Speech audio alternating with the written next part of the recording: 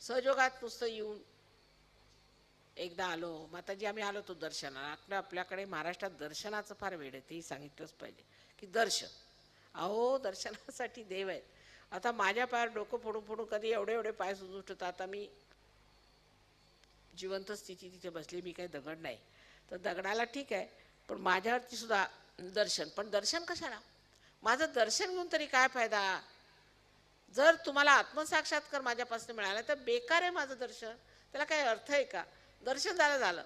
एकदा आम्ही कॉलेजमध्ये शिकता असताना लाहोरला जवाहरलालजी आले होते. त्यांना पुष्कळ उशीर झाला, 3-4 तास लागले त्यांना यायला. तर सगळे खेड्यावरून इकडून तिकडून लोक बैलगाडीतनं वगैरे आलेले बसले होते. तर आले जवाहरलालजी इतक्या उशिराने. आम्ही सगळे तिथे व्यवस्था बघत होतो. ते आले, त्यांना बघितलं, नमस्कार केले, निघाले. म्हटलं झालं काय? हो दर्शन झालं, आता चाललो म्हणे.